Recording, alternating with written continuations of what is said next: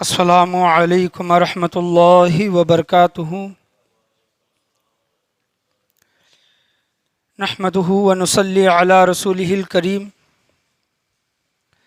الصلاۃ والسلام علی سید الانبیاء والمرسلین وعلی آلہ وصحابہ اجمعین، اما بعد فاعوذ باللہ من الشیطان الرجیم۔ بسم اللہ الرحمن الرحیم۔ من یطیع الرسول فقد اطاع اللہ، صدق اللہ ورسولہ نبیہ الکریم وعلی آلہ الشاہدین والشاکرین والحمد للہ رب العالمین۔ ہم اور آپ مل کر اپنے غلامی کا ثبوت دیتے ہوئے بے کسوں کے کس بے بسوں کے بس حضور تاجدار مدینہ سرور و قلب و سینہ جناب احمد مجتبیٰ محمد مصطفیٰ صلی اللہ علیہ وسلم کی بارگاہ مقدس بے پناہ میں درود و سلام کا ہدیہ نچھاور کریں۔ پڑھیے باواز بلند، اللہم صلی علی محمد وعلی آل محمد وبارک سلم صلی علیہ، الصلاۃ والسلام علیک یا رسول اللہ صلی اللہ علیہ وسلم۔ اور ایک مرتبہ بلند آواز سے نبی اور آل نبی کی بارگاہ میں درود و سلام کا ہدیہ نچھاور کریں۔ اللہم صلی علی محمد وعلی آل محمد وبارک سلم صلی علیہ، الصلاۃ والسلام علیک یا رسول اللہ صلی اللہ تعالی علیہ وسلم۔ شاعر کہتے ہیں دادا پیر و مرشد کہ تیرے مستوں کو یا خواجہ تیرا ہی نام کافی ہے۔ یا خواجہ غریب نواز رحمۃ اللہ علیہ جو آپ کے دیوانے ہیں، جو آپ کے مست ہیں، تیرے مستوں کو یا خواجہ تیرا ہی نام کافی ہے۔ اور آگے ارشاد فرماتے ہیں جو خواجہ غریب نواز رحمۃ اللہ علیہ مدینے سے جو اسلام لے کر جو چلے ہیں پھیلانے کے لیے حضور صلی اللہ علیہ وسلم کے حکم پر، مدینے سے چلی اجمیر پہنچی ہر طرف پھیلی، میں وحدت کی ندی صاف ستھری میٹھی میٹھی ہے۔ سبحان اللہ۔ میں وحدت، ایک خدا کی دعوت دینے کے لیے، ایک خدا کی طرف بلانے کے لیے، لوگوں کو مسلمان بنانے کے لیے جو حضور خواجہ غریب نواز رحمۃ اللہ علیہ مدینے سے اجمیر کو چلے ہیں، اور اجمیر سے جو اسلام جو پھیلا ہے، پیر و مرشد کہتے ہیں مدینے سے چلی اجمیر پہنچی ہر طرف پھیلی، میں وحدت کی ندی، یہ جو ندی جو پھیل رہی ہے، لوگ دن بدن مسلمان ہوتے جا رہی ہیں، تو میں وحدت کی ندی صاف ستھری میٹھی میٹھی ہے، یہ ارشاد فرماتے ہیں۔ ان کی شان میں لکھتے ہیں کہ بڑا غریب ہوں میں اور بڑے غریب نواز، بڑا غریب ہوں میں اور بڑے غریب نواز، جو بھیک دیتے ہیں مجھ کو میرے غریب نواز، جو بھیک دیتے ہیں مجھ کو میرے غریب نواز، ہجوم کفر میں، کفر کے ہجوم میں، کفر کی بھیڑ میں، ہجوم کفر میں اور مشرکوں کے نرگے میں، مشرکوں کے نرگے میں تھے جب اجمیر میں آئے تھے، کافروں کے نرگے میں تھے، ہجوم کفر میں اور مشرکوں کے نرگے میں خدا کا نام لیا آپ نے غریب نواز۔ سبحان اللہ۔ وہاں پر آپ نے کس کا نام لیا؟ خدا کا نام لیا آپ نے غریب نواز۔ کریم رب ہے، کریم نبی، کریم علی۔ شاعر کہتے ہیں کریم رب ہے، کریم نبی، کریم علی، کریم تم ہو یا غریب نواز، کریم تم ہو کرم رہے یا غریب نواز۔ وہ میں کی مستیاں اب تک ہے میرے رگ رگ میں، بروز حشر وہ ساگر ملے غریب نواز۔ بروز حشر، دنیا میں ہم نے جو میں پی ہے آپ کی نظر سے، آپ کی صحبت جو پائی ہے، بروز حشر ساگر ملے یا غریب نواز، یہ دادا پیر و مرشد ارشاد فرماتے ہیں۔ اور آگے ایک اپنی عاجزی و انکساری مقطع میں دادا پیر و مرشد کہتے ہیں کہ غریب کہہ کے پکارو حسین کو خواجہ، یہ حسین، یہ مقطع ہے، غریب کہہ کے پکارو حسین کو خواجہ، حسین آئے کہے اے میرے غریب نواز۔ سبحان اللہ۔ حسین کو غریب کہہ کے پکارو۔ یہاں پر امام حسین رضی اللہ تعالیٰ عنہ کا نام نہیں ہے، جو شعر جو لکھ رہی ہیں، جو دادا پیر و مرشد ہے خواجہ غلام حسین چشتی نظامی رحمۃ اللہ علیہ، وہ کہتے ہیں کہ یا غریب نواز مجھے غریب کہہ کے پکارو، غریب کہہ کے پکارو حسین کو خواجہ، حسین آئے کہے اے میرے غریب نواز۔ میں نے آپ کے سامنے خطبے کے بعد سورہ نساء 5واں پارہ اور رکوع نمبر 7 کی میں نے آپ کے سامنے تلاوت کی ہے۔ اللہ تبارک و تعالیٰ قرآن مجید فرقان حمید میں ارشاد فرماتا ہے کہ اعوذ باللہ من الشیطان الرجیم من یطیع الرسول فقد اطاع اللہ۔ اللہ تبارک و تعالیٰ قرآن مجید فرقان حمید سورہ نساء پارہ 5 ہے، اس میں ارشاد فرماتا ہے جس نے رسول کا حکم مانا، من یطیع الرسول، جس نے رسول کا حکم مانا، من یطیع الرسول فقد اطاع اللہ، بے شک اس نے اللہ کا حکم مانا۔ دیکھیں کہ اللہ تبارک و تعالیٰ نے اپنے حکم کو، اپنی بات کو رسول کے بات میں رکھی ہے، اور اللہ تبارک و تعالیٰ فرماتا ہے کہ تم رسول کا کہنا مانو، تم رسول کی اطاعت کرو، تم رسول کی پیروی کرو۔ تم رسول کا کہنا مانو تو گویا تم نے اللہ تبارک و تعالیٰ کا کہنا مانا، اللہ کی اطاعت کی، اللہ کی فرما برداری کی، اللہ کی پیروی کی۔ اللہ نے اپنی اطاعت، اپنی پیروی، اپنی رضا، اپنا حکم رسول کے حکم میں رکھا ہے۔ من یطیع الرسول فقد اطاع اللہ۔ اور آپ جانتے ہیں کہ پچھلے جمعہ میں نے سیرت خواجہ غریب نواز رحمۃ اللہ علیہ پر میں نے آپ کے سامنے بیان کیا تھا کہ حضور خواجہ غریب نواز رحمۃ اللہ علیہ کی سیرت کس طرح حضور صلی اللہ تعالیٰ علیہ وسلم کی سیرت کے ساتھ ملتی ہے۔ حضور کی سیرت کو دیکھیں گے، خواجہ غریب نواز رحمۃ اللہ علیہ کی سیرت کو دیکھیں گے تو سراپا سیرت خواجہ غریب نواز رحمۃ اللہ علیہ کی حضور صلی اللہ علیہ وسلم کی سیرت دکھائی دیتی ہے۔ پچھلے کچھ واقعات پچھلے جمعہ میں نے آپ کے سامنے بیان کیا تھا، اور کچھ واقعات رہتے ہیں، اور خواجہ غریب نواز رحمۃ اللہ علیہ کو اس دنیا میں، اور اس دنیا میں اگر دیکھ لیں اور ہندوستان میں بہت سے خواجہ ہیں، لیکن انہی خواجہ کو، خواجہ غریب نواز کو عطائے رسول کیوں بولا گیا، نائب رسول کیوں بولا گیا؟ آپ کو حضور صلی اللہ علیہ وسلم کا نائب یا پھر حضور صلی اللہ علیہ وسلم کے عطا کیوں بولا گیا؟ ایک چند واقعات سے میں آپ کے سامنے موضوع پر روشنی ڈالنے کی کوشش کروں گا، لیکن ایک چیز میں آپ کے سامنے بیان کرنا چاہوں کہ دیکھیں کہ جو کوئی انسان ہے دنیا میں، جو کوئی انسان ہے وہ اللہ کا محبوب، اللہ کا پیارا اور اللہ والا اس وقت تک وہ انسان بن نہیں سکتا جب تک حضور صلی اللہ علیہ وسلم کی سیرت نہ اپنائے، بھلے کتنا بڑا دعویٰ کر لے، لیکن حضور صلی اللہ علیہ وسلم کی سیرت اس کے اندر نہیں ہے، سنت اس کے اندر نہیں ہے، تو وہ کبھی بھی اللہ کا ولی، اللہ کا دوست، اللہ کا چہیتا، اللہ کا پیارا نہیں ہو سکتا۔ کیونکہ اللہ نے فرمایا لقد کان لکم فی رسول اللہ اسوۃ حسنہ، میرے رسول کریم صلی اللہ علیہ وسلم کی زندگی تمہارے لیے اسوہ حسنہ ہے۔ تو جو کوئی ولی بنا، اللہ کا دوست بنا، اس نے اپنی پوری زندگی حضور صلی اللہ علیہ وسلم کی سیرت پر گزاری ہے۔ آپ کئی ہزاروں نام لے لیں اللہ والوں کے، تو کسی اللہ والے کی زندگی آپ یہ نہیں دکھا سکتے کہ فلاں اللہ والے نے حضور صلی اللہ علیہ وسلم کی سیرت کو چھوڑ کر زندگی اپنائی ہے، بلکہ ہر اللہ والا حضور صلی اللہ علیہ وسلم کی سیرت پر چلا ہے۔ اور جب آپ حضور صلی اللہ علیہ وسلم کے عطا بن کر آئے ہیں، حضور صلی اللہ علیہ وسلم کے نائب بن کر اس ہندوستان میں جب تشریف لائے ہیں، تو وہ کیسے حضور صلی اللہ علیہ وسلم کی سیرت سے ہٹ سکتے ہیں؟ خواجہ غریب نواز رحمۃ اللہ علیہ کی میں بات کر رہا ہوں۔ میں آپ کے سامنے ایک حدیث پیش کروں گا، حدیث کے بعد واقعہ پیش کروں گا۔ حدیث اور واقعے کی روشنی میں حضور خواجہ غریب نواز رحمۃ اللہ علیہ کی زندگی، آپ سیرت دیکھیں کہ حضرت جابر رضی اللہ تعالیٰ عنہ یہ ایک غریب صحابی تھے، ان کا باغ تھا۔ ایسا تو اگر دیکھا جائے جس کا باغ ہو، کھجوروں کا جو باغ ہوگا وہ تو دولت مند ہوگا، لیکن حضرت جابر رضی اللہ تعالیٰ عنہ باغ ہونے کے باوجود حضرت جابر رضی اللہ تعالیٰ عنہ غریب تھے، اور انہوں نے حضرت جابر رضی اللہ تعالیٰ عنہ نے ایک یہودی سے قرض لیا تھا، اور ہوا یوں کہ باغ میں جو کھجوریں لگی تھی، موسم بدلنے کی وجہ سے، ہوائیں چلنے کی وجہ سے پورے کھجوریں گر کر خراب ہو گئی، فصل خراب ہو گئی جو بھی تھی، اور یہودی سے جو مدت جو مانگی تھی کہ اتنی مدت میں میں تمہیں قرض تمہارا واپس کروں گا، تو وہ یہودی حضرت جابر رضی اللہ تعالیٰ عنہ کو تنگ کرنے لگا کہ مدت ختم ہو گئی ہے، تو لہٰذا آپ کسی طرح میرا قرض چکا دیں۔ اور اس وقت وہ قرض کھجوروں کی شکل میں ہوتا تھا، اشرفیوں کی شکل میں ہوتا تھا، کوئی اور چیزوں کی شکل میں وہ قرض ہوتا تھا، اگر وہ دے دے تو قرض ادا ہو گیا۔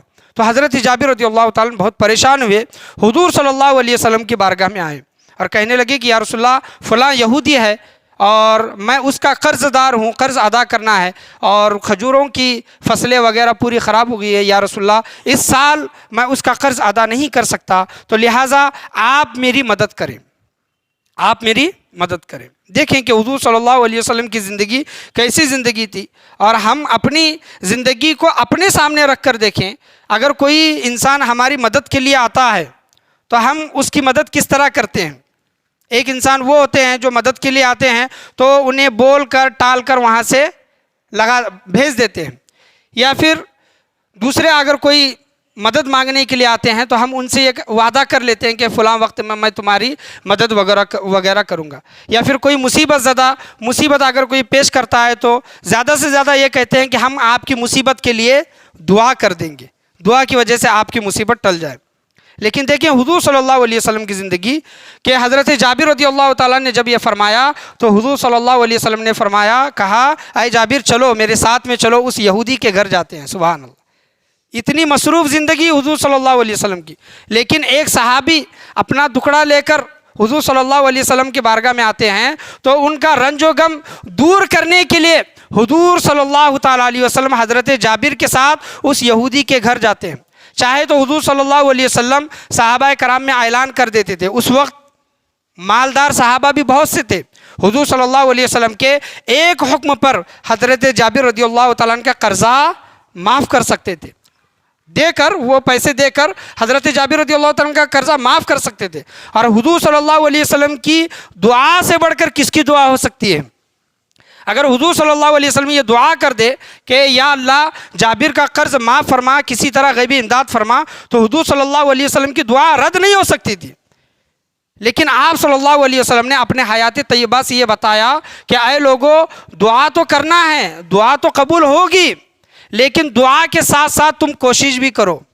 میری دعا ہے، حضور صلی اللہ علیہ وسلم فرماتے ہیں اگر میں دعا کروں تو اللہ تبارک و تعالیٰ میری دعا کو قبول فرمائے گا، اور کچھ ظاہری اسباب ایسے پیدا کر دے گا جس سے حضرت جابر کا قرض معاف ہو۔ لیکن حضور صلی اللہ تعالیٰ علیہ وسلم نے اپنے حیات طیبہ سے یہ بتایا کہ اے لوگو، دعا بھی کرو اور دعا کے ساتھ کوشش بھی کرو کہ جو مصیبت زدہ تمہارے پاس آئے تو اس کی مصیبت کس طرح دور کی جائے۔ تو حضور صلی اللہ علیہ وسلم حضرت جابر رضی اللہ تعالیٰ عنہ کے ساتھ اس یہودی کے گھر پہنچتے ہیں۔ وہ یہودی دیکھ کر سمجھ جاتا ہے اور کہتا ہے کہ اے محمد عربی صلی اللہ علیہ وسلم، اس نے مجھ سے جو قرض لیا تھا اس کی مدت ختم ہو گئی، لہٰذا میں ابھی اسے کوئی مہلت نہیں دے سکتا، اگر آپ بھی کہیں گے تب بھی میں اس کو مہلت نہیں دوں گا۔ حضور صلی اللہ علیہ وسلم دوبارہ واپس حضرت جابر کے باغ میں چلتے ہیں تو حضرت جابر پریشان دکھائی دیتے ہیں۔ حضرت جابر کہتے ہیں کہ یا رسول اللہ، وہ یہودی مجھے معاف نہیں فرمائے گا۔ تو حضور صلی اللہ علیہ وسلم دوسری مرتبہ اس یہودی کے گھر جاتے ہیں۔ وہ یہودی پھر یہ کہتا ہے کہ میں قرض معاف نہیں کروں گا۔ اس طرح روایت میں آیا ہے کہ حضور صلی اللہ علیہ وسلم اس یہودی کے گھر حضرت جابر کی سفارش لے کر 3 مرتبہ گئے، اور تینوں مرتبہ اس یہودی نے منع فرمایا۔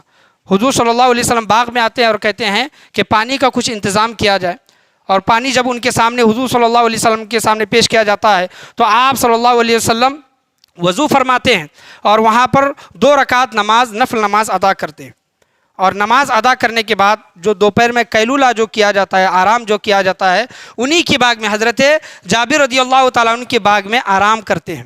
کچھ دیر جاگنے کے بعد حضور صلی اللہ علیہ وسلم حضرت جابر کو دیکھتے ہیں اور پوچھتے ہیں کہ اے جابر کیا حال ہے؟ تو حضرت جابر کہتے ہیں کہ یا رسول اللہ، میں پریشان ہوں، میری مصیبت ابھی بھی نہیں ٹلی، وہ یہودی مجھے معاف نہیں فرمائے گا۔ تو حضور صلی اللہ علیہ وسلم کھڑے ہوتے ہیں، دعا فرماتے ہیں اور کہتے ہیں کہ اے جابر چل، درختوں سے کھجوریں نکال۔ سبحان اللہ، درختوں سے حضور صلی اللہ علیہ وسلم جس درخت کو ہاتھ لگاتے ہیں اور کہتے ہیں کہ اس درخت کے کھجور نکال، تو حضرت جابر کہتے ہیں کہ یا رسول اللہ، بہت سے کھجور جھڑ چکے ہیں، بہت سے کھجور موسم کی وجہ سے ابھی بھی کچے ہیں، پکے نہیں ہیں۔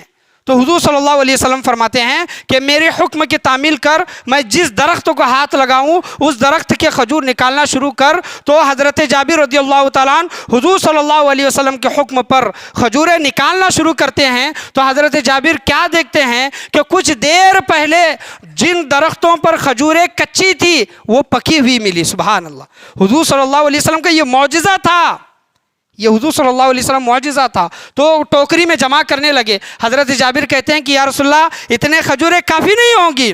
حضور صلی اللہ علیہ وسلم فرماتے ہیں کہ اے جابر اس کو وزن تو کر. جب ان کھجوروں کو قلیل تھوڑے کھجوروں کو جب وزن کیا جاتا ہے تو یہودی کو جتنے قرض میں کھجوریں دینی تھی اس سے کئی گنا زیادہ وہ کھجوریں نکلی. سبحان اللہ. یہ حضور صلی اللہ علیہ وسلم کا معجزہ. اور دوسرا یہ حضور صلی اللہ علیہ وسلم کی سیرت کہ اے لوگوں فلاں وقت میں دنیا میں اگر کوئی سچ میں غریب تمہارے پاس کوئی مصیبت لے کر آئے تو صرف تم اس کو دلاسا مت دو, صرف اس کے لیے دعا مت کرو. چاہے تو حضور صلی اللہ علیہ وسلم دعا کر سکتے تھے. حضور صلی اللہ علیہ وسلم کی دعا سے بڑی کس کی دعا ہو سکتی ہے؟ لیکن آپ صلی اللہ علیہ وسلم نے دعا نہیں کی بلکہ ان کے ساتھ چل کر کوشش کی کہ مصیبت زدہ کی مصیبت کس طرح دور کی جائے. تو حضرت جابر رضی اللہ تعالیٰ نے دیکھا کہ کھجوروں کی ٹوکری بھر گئی ہے اور انہوں نے وہ کھجوریں پکی ہوئی کھجوریں جو کچی تھی پکی ہوئی کھجوریں اس یہودی کو دے کر اپنا قرض معاف کر لیا. تو یہ حضور صلی اللہ علیہ وسلم کی سیرت ہے. خواجہ غریب نواز رحمۃ اللہ علیہ کی سیرت پر چلتے ہیں اور ان کی سیرت پر نظر ڈالتے ہیں جو سراپا حضور صلی اللہ علیہ وسلم کی سیرت پر دکھائی دیتی ہے. تو ایک غریب کسان خواجہ غریب نواز رحمۃ اللہ علیہ کی بارگاہ میں آیا اور کہنے لگا کہ بادشاہ نے مجھ پر لگام زیادہ کر دیا ہے. یا غریب نواز رحمۃ اللہ علیہ تو میں اتنا لگام دے نہیں سکتا, میں اتنی قسطیں دے نہیں سکتا, میرے بیوی بچے ہیں, گھردار ہیں, چلانا مشکل ہوگا. تو لہٰذا جو دلی میں جو بادشاہ ہے وہ بادشاہ آپ کے خلیفہ کا مرید ہے. کیا؟ آپ کے خلیفہ کا مرید ہے. تو لہٰذا آپ خط لکھ کر درخواست کر دیں یا غریب نواز کہ وہ بادشاہ وہ جو لگام ہے جو پیسے جو دینا ہے وہ تھوڑا مجھے مہلت دے دے یا پھر معاف فرما دے یا پھر کم کر دے. تو خواجہ غریب نواز رحمۃ اللہ علیہ کی سیرت کو دیکھیں. میں پہلے ہی یہ چیز بیان کر چکا ہوں کہ کوئی انسان اللہ کا ولی اس وقت تک نہیں ہو سکتا جب تک وہ حضور کی سیرت کو نہ اپنائے. خواجہ غریب نواز رحمۃ اللہ علیہ کہتے ہیں چلو دلی چلتے ہیں تمہارا قرض معاف فرمانے کے لیے. سبحان اللہ. تو خواجہ غریب نواز رحمۃ اللہ علیہ چاہے تو اس کسان کے کہنے پر خط لکھ سکتے تھے بادشاہ کو. بادشاہ جو تھا ان کے خلیفہ کا مرید تھا اور بادشاہ جس کا مرید تھا وہ اپنے پیر کا کہنا اپنے مرشد کا کہنا کبھی نہیں ٹالتا. لیکن خواجہ غریب نواز رحمۃ اللہ علیہ اجمیر سے دلی چلے ہیں اور جب حضرت خواجہ غریب نواز رحمۃ اللہ علیہ کے خلیفہ کو جب معلوم ہوا ہے, بادشاہ کو جب معلوم ہوا ہے کہ خواجہ غریب نواز رحمۃ اللہ علیہ کسی کو نہ بتاتے ہوئے اچانک اجمیر سے دلی کو آئے ہیں وہ بھی پیدل سفر کرتے ہوئے, تو ان کے خلیفہ اور بادشاہ ان کے دربار میں آتے ہیں اور کہتے ہیں کہ سرکار اگر آپ اجازت دے دیتے تو ہم خود اجمیر چلے آتے, اگر آپ حکم دیتے تو ہم خود اجمیر چلے آتے, اگر کوئی کام ہوتا کسی قاصد کو بھیج کر وہ کام کروا لیتے. تو خواجہ غریب نواز رحمۃ اللہ علیہ نے اس کسان کی پوری تکلیف پورا معروضہ پیش کیا کہ لگام وغیرہ زیادہ ہے تو اے بادشاہ تم اس کا لگام تھوڑا بہت کم کر دو. تو اس کسان کا لگام وغیرہ کم کیا گیا. تو یہاں پر دیکھیں کہ خواجہ غریب نواز رحمۃ اللہ علیہ کی سیرت کہ اجمیر سے دلی کو چلے ہیں. حضور صلی اللہ علیہ وسلم کی سیرت دیکھیں کہ اتنے بڑے نبی, تمام نبیوں کے نبی, اور حضرت جابر رضی اللہ تعالیٰ عنہ کی مصیبت دیکھ کر یہودی کے گھر گئے ہیں کہ تاکہ ان کی مصیبت کو دور کیا جائے. تو خواجہ غریب نواز رحمۃ اللہ علیہ سے پوچھا گیا کہ یا غریب نواز رحمۃ اللہ علیہ آپ خود کیوں آئے, ہمیں حکم دیتے تھے یا پھر کسی قاصد کو بھیجتے تو ہم آپ کا کام کر دیتے. تو خواجہ غریب نواز رحمۃ اللہ علیہ کہتے ہیں کہ یہ جو مصیبت میں مبتلا کسان ہیں اور اس کا دل جو دکھا ہے, آج میں اس کے ساتھ چل کر جو اجمیر سے دلی کو آیا ہوں اس کا دل جو خوش ہوا ہے یہ نعمت مجھے کبھی بھی نہیں ملتی. سبحان اللہ. لوگوں کے دلوں کو خوش کرنا, آج اس کسان کا جو دل خوش ہوا ہے میرے وجہ سے یہ نعمت مجھے دیکھنے نہیں ملتی, اس وجہ سے میں اجمیر سے دلی کی طرف اس کسان بھائی کا دل خوش کرنے کے لیے یہاں تک آیا ہوں. سبحان اللہ. یہ خواجہ غریب نواز رحمۃ اللہ علیہ کی سیرت جو میں نے آپ کے سامنے پیش کی. تو اللہ فرماتا ہے من یطیع الرسول فقط اطاع اللہ، جس نے میرے رسول کریم صلی اللہ علیہ وسلم کا حکم مانا، اطاعت کی، تو بے شک اس نے اللہ تبارک و تعالیٰ کی اطاعت کی۔ خواجہ غریب نواز رحمۃ اللہ علیہ کی اگر زندگی کو دیکھیں تو پورے واقعات خواجہ غریب نواز رحمۃ اللہ علیہ کے یا پھر حضور صلی اللہ علیہ وسلم کی زندگی کے تو ہو بہو دکھائی دیتے ہیں۔ کچھ معجزات اور کرامتیں میں آپ کے سامنے پیش کرنا چاہوں گا کہ عطائے رسول نائب رسول خواجہ غریب نواز رحمۃ اللہ علیہ کو کیوں بولا گیا ہے۔ کہ دیکھیں کہ معجزے میں حضور صلی اللہ علیہ وسلم کے مختصر طور پر آپ کے سامنے پیش کرتا ہوں کہ دیکھیں کہ حضور صلی اللہ علیہ وسلم جہاں پر پیدا ہوئے اور جہاں پر آپ نے اسلام کا اعلان کیا، نبی ہونے کا حضور صلی اللہ علیہ وسلم نے اعلان کیا، تو وہ جو علاقہ تھا وہ پہاڑوں کا علاقہ، پتھریلی علاقہ تھا حضور صلی اللہ علیہ وسلم کا۔ اور حضور صلی اللہ علیہ وسلم نے خواجہ غریب نواز رحمۃ اللہ علیہ کو جہاں پر بھیجا، جس شہر میں بھیجا اجمیر میں، وہ شہر بھی پتھر والا، پتھریلا اور پہاڑوں والا علاقہ تھا۔ آج بھی آپ دیکھ سکتے ہیں کہ آزو بازو وہاں پر پہاڑ دکھائی دیتے ہیں۔ حضور صلی اللہ علیہ وسلم نے بھی مکہ سے مدینہ ہجرت کی، اور خواجہ غریب نواز رحمۃ اللہ علیہ نے بھی مدینہ سے یا پھر سیستان سے اجمیر کی طرف ہجرت کی۔ آپ کی زندگیاں دیکھیں کہ نائب رسول عطائے رسول حضور صلی اللہ علیہ وسلم نے اپنے ہاتھ مبارک سے صرف برتن میں ہاتھ ڈالا، پانی کے برتن میں ہاتھ ڈالا تو اس سے پانی کے چشمے جاری ہو گئے۔ حضور صلی اللہ علیہ وسلم کے ہاتھوں سے پانی کے چشمے جاری ہو گئے، اور اس چھوٹے سے برتن میں 1500 صحابہ کرام نے وضو کیا، اور وضو کر کے اس پانی کو پیا، 1500 صحابہ کرام اس چھوٹے سے برتن میں۔ اور حضور خواجہ غریب نواز رحمۃ اللہ علیہ، معجزے اور کرامتیں میں آپ کے سامنے بیان کر رہا ہوں۔ خواجہ غریب نواز رحمۃ اللہ علیہ نے حکم دیا کہ جا انا ساگر سے کہہ دے کہ خواجہ تجھ کو بلاتے ہیں، تو پورا کے پورا انا ساگر ایک کاسے میں آ گیا، ایک کاسے میں۔ یہ کرامت جو حضور صلی اللہ علیہ وسلم کے دربار سے جو فیض ملتا ہے، جو عطا جو ملتی ہے خواجہ غریب نواز رحمۃ اللہ علیہ کی کرامتوں سے یہ ظاہر ہوتا ہے کہ حضور صلی اللہ علیہ وسلم کے معجزات کو اگر دیکھیں گے، خواجہ غریب نواز کو دیکھیں گے تو سراپا ہو بہو معلوم پڑتا ہے۔ ابو جہل حضور صلی اللہ علیہ وسلم کی بارگاہ میں آیا اور کہنے لگا کہ اے محمد آپ بتا دیں میری مٹھی میں کیا ہے، میں آپ پر ایمان لے کر آؤں گا۔ حضور صلی اللہ علیہ وسلم نے فرمایا کہ اے چچا، اگر آپ کے مٹھی میں کیا ہے میں یہ بتا دوں، اس سے اچھا نہیں کہ مٹھی میں آپ کی کیا ہے وہ بتا دے میں کیا ہوں۔ تو وہ ابو جہل خوش اور کہنے لگا کہ بہت اچھی بات ہے، میری مٹھی میں جو ہے وہ اگر بتائیں کہ تم کیا ہے تو میں تجھ پر ایمان لے کر آؤں گا۔ تو حضور صلی اللہ علیہ وسلم نے جب نظر ڈالی تو ابو جہل کے ہاتھ میں جو کنکریاں تھیں وہ کنکریاں کلمہ پڑھنے لگی، کنکریاں کلمہ پڑھنے لگے۔ ابو جہل وہ جادو سمجھ کر اس نے وہ پھینک دیا۔ وہاں پر حضور خواجہ غریب نواز رحمۃ اللہ علیہ کی سیرت کو دیکھتے ہیں، اجے پال جادوگر جو ہوا میں جو اڑنے لگا تو خواجہ غریب نواز رحمۃ اللہ علیہ نے اپنے کھڑاؤ کو حکم دیا، اپنے کھڑاؤ کو حکم دیا، آج جو اس کے اندر جو مستی جو طاری ہے جادوگر کے اندر، اے میرے کھڑاؤ میں تجھ کو حکم دیتا ہوں کہ اس کو آسمان سے زمین کے پر لے کر آؤ، آسمان سے زمین پر لے کر آؤ۔ حضور صلی اللہ علیہ وسلم نے نظر کرم جب کنکریوں پر ڈالی تو بے جان کنکریوں میں جان آ گئی۔ خواجہ غریب نواز رحمۃ اللہ علیہ نے کڑاؤ پر جب نظر کرم جب ڈالی تو اس کھڑاؤ میں جان آ گئی۔ سبحان اللہ۔ خواجہ غریب نواز رحمۃ اللہ علیہ کے اس زندگی سے ہمیں یہ پتہ چلتا ہے کہ جب حضور صلی اللہ علیہ وسلم ہجرت کر کے مکہ سے مدینہ جب جا رہے تھے اور مکہ کے کافروں نے 100 اونٹوں کا اعلان کر دیا انعامات کا، تو حضرت سراقہ حضور صلی اللہ علیہ وسلم کے پیچھے چلے، اور حضرت سراقہ نے حضرت ابو بکر وہ حضور صلی اللہ علیہ وسلم کو پایا، ان کو ڈھونڈا، اور جب ان کے قریب آنا چاہا تو حضور صلی اللہ علیہ وسلم نے زمین کو حکم دیا کہ اے زمین سراقہ کو گھوڑے کے ساتھ پکڑ لے، سراقہ کو گھوڑے کے ساتھ۔ تو حضرت سراقہ کو زمین نے گھوڑے اور حضرت سراقہ کے ساتھ زمین میں دھسا لیا، زمین نے ان کو دھسا لیا۔ یہ حضور صلی اللہ علیہ وسلم کا معجزہ تھا۔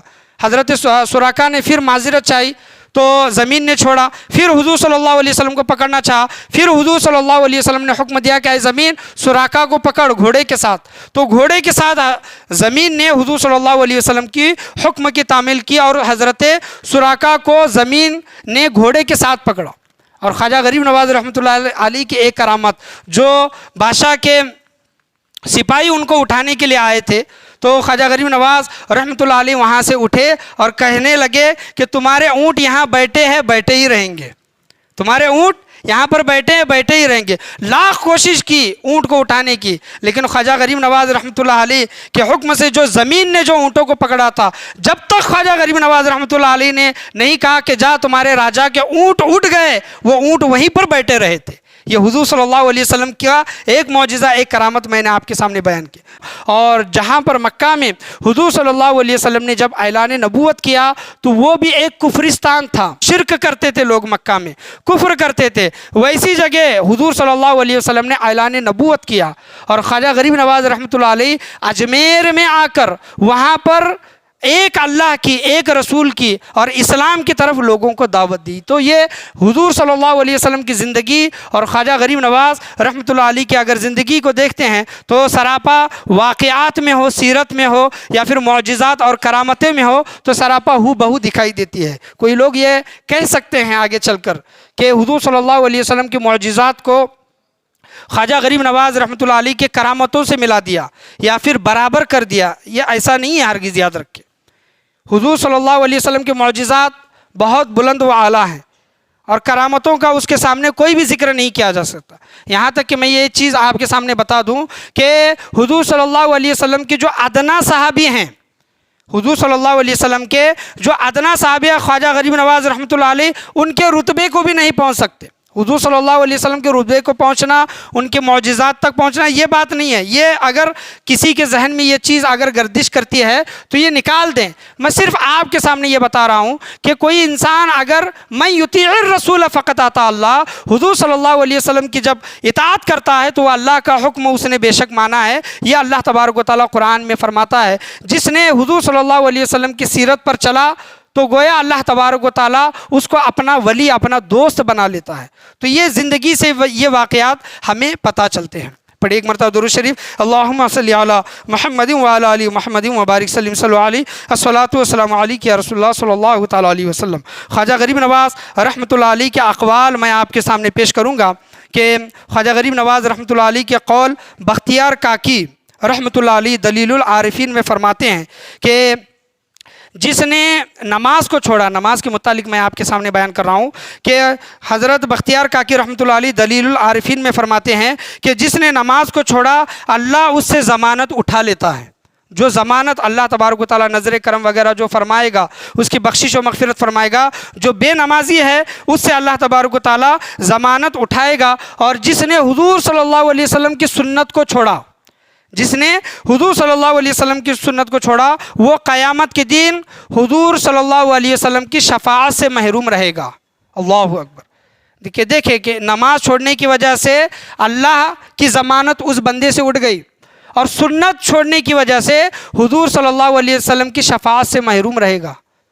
تو دیکھیں کہ قیامت کے دن نہ اللہ کی طرف سے اس کو مدد ملے گی، نہ حضور صلی اللہ علیہ وسلم کی طرف سے اس کو مدد ملے گی۔ کیا ایسے انسان کو قیامت کے دن کون مدد کرے گا، کون شفاعت کرے گا؟ جس کو اللہ نے رد فرما دیا، جس کو رسول نے رد فرما دیا، اس کا کوئی حامی مددگار، کوئی شفاعت کرنے والا نہیں ہوگا۔ اور خواجہ غریب نواز رحمۃ اللہ علیہ سے پوچھا، دیکھیں کہ یہ کتنا بڑا قول ہے کہ خواجہ غریب نواز رحمۃ اللہ علیہ سے کسی نے پوچھا کہ یا غریب نواز، کامل مرید کب بنتا ہے؟ انسان کامل مرید، پیر نہیں، مرید کی بات کر رہا ہوں، کامل مرید انسان کب بنتا ہے؟ خواجہ غریب نواز رحمۃ اللہ علیہ نے فرمایا کہ انسان کے نامہ اعمال میں 20 سال تک کوئی گناہ نہ لکھا جائے تب جا کر وہ کامل مرید بنتا ہے۔ اللہ اکبر۔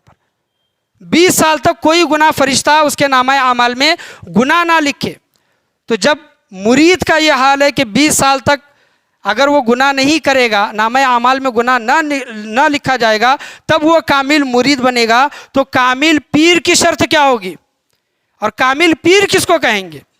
تو یہ سوچنے کا، غور کرنے کا مقام ہے۔ خواجہ غریب نواز رحمۃ اللہ علیہ نے اپنے زندگی میں یہ اقوال بیان کیے ہیں۔ تو سراپا خواجہ غریب نواز رحمۃ اللہ علیہ کی زندگی سیرت رسول پر دکھائی دیتی ہے۔ اسی وجہ سے آج ہندوستان میں لوگ مسلمان ہیں، کلمہ پڑھ رہے ہیں، مسجدوں میں نماز ادا کر رہے ہیں، اس میں سب سے بڑا کرم خواجہ غریب نواز رحمۃ اللہ علیہ کا ہے، سب سے بڑا احسان ہندل ولی عطائے رسول کا ہے۔ یاد رکھیں 90 لاکھ لوگ کلمہ پڑھنا یہ معمولی بات نہیں ہے، یاد رکھیں 90 لاکھ لوگ، 90 لاکھ لوگ، اور 90 لاکھ لوگ وہ بھی جنگ کر کے نہیں۔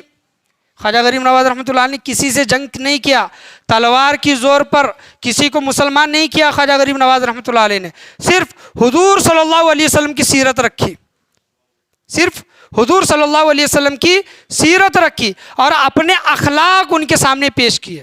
خواجہ غریب نواز رحمۃ اللہ علیہ کو دیکھ دیکھ کر لوگ 90 لاکھ لوگ مسلمان ہوئے ہیں کہ 90 لاکھ لوگ مسلمان ہونا یہ کوئی معمولی بات نہیں ہے۔ چہرہ دیکھ کر، سیرت دیکھ کر، زندگی دیکھ کر، اخلاق دیکھ کر لوگ مسلمان ہوئے ہیں۔ اور آج مجھ سے اگر کوئی یہ کہے، آپ سے اگر یہ کوئی کہے کہ 90 لاکھ نہیں، 90,000 نہیں، صرف 90 لوگوں کو آپ مسلمان کرو تو آپ مسلمان نہیں کر سکتے، نہیں کر سکتے، کیونکہ ہماری زندگی، ہماری سیرت ویسی نہیں ہے۔ ان کو دیکھ کر لوگ مسلمان ہوئے ہیں، آج ہم کو دیکھ کر لوگ دور بھاگ رہے ہیں۔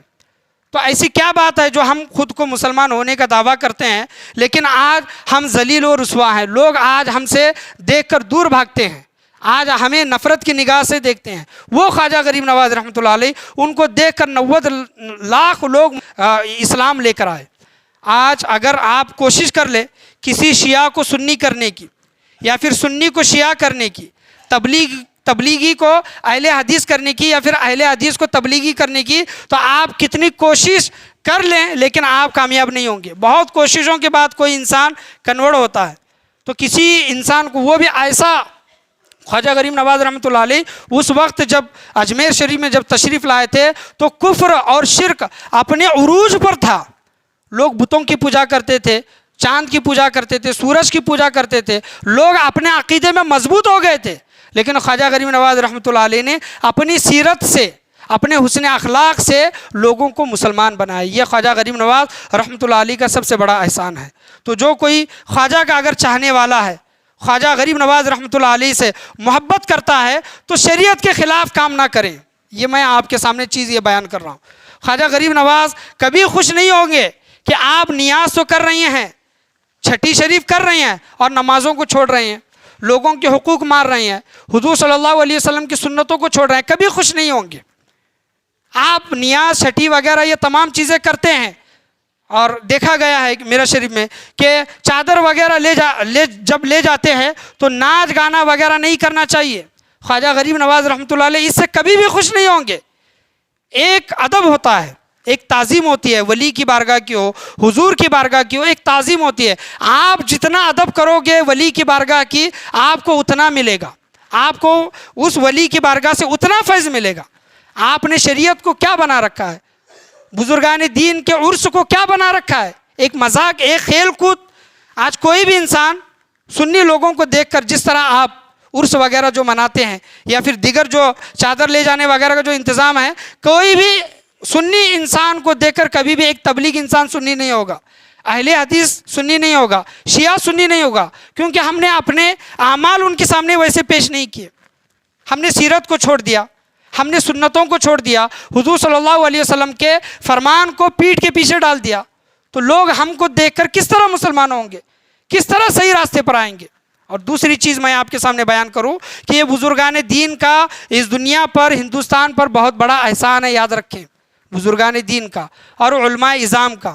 حسن عسکری میاں، میں یہ چیز بیان کر چکا ہوں کہ حسن عسکری میاں یا میرا شریف میں بیان کے لیے آئے تھے، انہوں نے ایک چیز بیان کی تھی کہ یہ دین اسلام کس طرح پھیلا ہے کہ بزرگوں کا قدم چلا ہے اور علماء کرام کا قلم چلا ہے۔ قدم سے بھی اسلام پھیلا ہے اور قلم سے بھی اسلام پھیلا ہے۔ جو خواجہ غریب نواز رحمۃ اللہ علیہ مدینہ سے یا پھر سیستان سے جو اجمیر کو آئے ہیں، ان کے جو قدم چلے ہیں، امت پر احسان ہے، یاد رکھیں۔ اور کسی علماء نے، کوئی عالم نے جو اپنا قلم چلا کر، قلم سے لکھ کر جو دین اسلام کی جو خدمت کی ہے، ان کا بھی احسان ہمارے اوپر ہے، یاد رکھیں۔ بزرگان دین کے قدم کو بھی یاد رکھیں اور علماء دین کے قلم کو بھی یاد رکھیں۔ بزرگان دین نے باطن کو سنوارا ہے اور علماء کرام نے ظاہر کو سنوارا ہے، دونوں کے احسانات ہمارے اوپر ہیں، یاد رکھیں۔ آج جو اجمیر شریف میں جو لڑائی جھگڑے وغیرہ جو دکھائی دے رہی ہیں رضویوں میں اور خواجہ غریب نواز رحمۃ اللہ علیہ کے مجاوروں میں، یہ کیا چیز ہے؟ کس وجہ سے؟ کون سیرت پر چل رہا ہے؟ دونوں بھی نہیں چل رہے ہیں، دونوں کی وجہ سے بدزنی پھیل رہی ہے۔ یہ معاملات ہیں۔ یہ جو سلام جو پڑھنا ہے، یا نبی سلام علیکہ یا پھر مصطفیٰ جان رحمت پہ لاکھوں سلام، اسلام میں نہ یہ فرض ہے، نہ یہ واجب ہے، نہ سنت ہے۔ ایک عقیدت میں، ایک محبت میں سنی مسلمان حضور صلی اللہ علیہ وسلم کی بارگاہ میں کھڑے ہو کر، خواجہ غریب نواز رحمۃ اللہ علیہ کے بارگاہ میں کھڑے ہو کر جو صلاۃ و سلام پیش کرتا ہے، اس کی عقیدت و محبت ہے۔ اسلام نے تو اس کو واجب، فرض، سنت نہیں قرار دیا۔ بہت سے لوگ نہیں پڑھتے، نہیں پڑھیں گے تو وہ گنہگار نہیں ہوں گے، کیونکہ نہ وہ کوئی چیز فرض ہے، نہ واجب ہے، نہ سنت ہے۔ ایک انسان اپنی محبت میں کھڑے ہو کر حضور صلی اللہ علیہ وسلم کی بارگاہ میں سلام پیش کر رہا ہے، خواجہ غریب نواز رحمۃ اللہ علیہ کے بارگاہ میں سلام پیش کر رہا ہے، اس کے محبت کے تحت، اس کے نیت کے تحت اس کا عمل اللہ کی بارگاہ میں قبول ہوگا، اس کا درجہ بڑھے گا۔ اگر کوئی سلام نہیں پڑھ رہا ہے تو اس کی اپنی مرضی ہے، اس کی کوئی پکڑ نہیں ہے۔ تو ایک مستحب چیز کی وجہ سے لڑائی جھگڑے وغیرہ شروع ہوئے ہیں۔ سنیت کو اس سے بہت بڑا نقصان پہنچ رہا ہے۔ دونوں کو سوچنا چاہیے کہ ہم کہاں چک رہے ہیں، کہاں غلطی کر رہے ہیں۔ یہ دونوں سے میں ایک گزارش کرنا چاہوں گا کہ حضور صلی اللہ علیہ وسلم کی سیرت کو اپنانے کی کوشش کریں، حضور صلی اللہ علیہ وسلم کی سیرت پر چلنے کی آپ بھرپور کوشش کریں، اور جو فرض، سب سے پہلے اسلام میں جو فرض چیزیں ہیں، جو واجب چیزیں ہیں، جو سنت چیزیں ہیں، اس کو عمل کریں، اس کو فالو کریں۔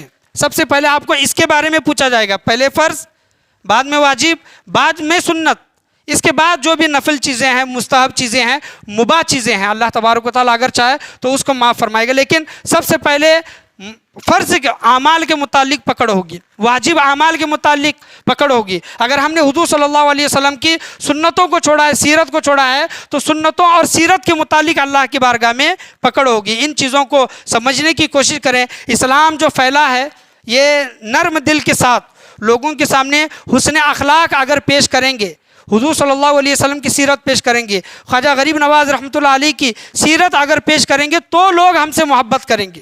اور ان کا جو مشن تھا، جو ان کا جو مقصد تھا کہ لوگوں کو مسلمان بنانا یا پھر نیک بنانا، نیک صالح بنانا، وہ مشن کامیاب ہوگا۔ اگر ہم لڑائی جھگڑا وغیرہ کریں گے تو دن بدن لوگ ہم سے بدظن ہی ہوتے جائیں گے، لوگ ہم سے دور ہی ہوتے جائیں گے۔ اللہ کی بارگاہ میں دعا ہے، اللہ تبارک و تعالیٰ ہم تمام لوگوں کو بولنے سننے سے زیادہ عمل کرنے کی توفیق عطا فرمائے۔ آج کے بیان میں، آج کے درس میں جو کچھ بھی بولا سنا، سمجھا، سمجھنے میں، سمجھانے میں کسی بھی قسم کی غلطی، کمی، بیشی، کوتاہی، خامی ہوئی ہو، اللہ تبارک و تعالیٰ اپنے فضل و کرم سے اسے معاف عطا فرمائے۔ اگر ہم بڑے ہیں تو چھوٹے لوگوں کو معاف کرنے کہ اللہ تبارک و تعالیٰ توفیق عطا فرمائے۔ اگر ہم چھوٹے ہیں تو بڑوں کی بارگاہ میں معافی مانگنے کی اللہ تبارک و تعالیٰ ہم تمام لوگوں کو توفیق و رفیق عطا فرمائے۔ خواجہ غریب نواز رحمۃ اللہ علیہ کی جو بارگاہ ہے، بہت مقدس بارگاہ، یاد رکھے، بابرکت بارگاہ ہے۔ وہاں پر جو لڑائی جھگڑا جو ہوئے ہیں، جو فتنہ فسادات جو پھیلے ہیں، اللہ تبارک و تعالیٰ ضرور اس کا جو ان کو عذاب جو اترنا ہے وہ ضرور اترے گا، لیکن بارگاہ کا تقدس رکھے۔ چاہے آپ مسجد میں آئیں، کسی ولی کی بارگاہ میں جائیں، تو اس بارگاہ کا، اس جگہ کا تقدس رہتا ہے، اور اس پر عمل کرنا بہت ضروری ہوتا ہے۔ اللہ کو ناراض کرنے والے کاموں سے بچنے کے اللہ تبارک و تعالیٰ ہم تمام لوگوں کو توفیق و رفیق عطا فرمائے۔ آج کے بیان میں، بولنے میں، سننے میں، سمجھانے میں کسی بھی قسم کی غلطی، کمی، بیشی، کوتاہی، خامی، بھول چوک ہوئی ہو، اللہ تبارک و تعالیٰ اپنے فضل و کرم سے اسے معاف عطا فرمائے۔ لا الہ الا اللہ محمد الرسول اللہ صلی اللہ تعالیٰ علیہ وسلم، وآخر دعوانا ان الحمد للہ رب العالمین۔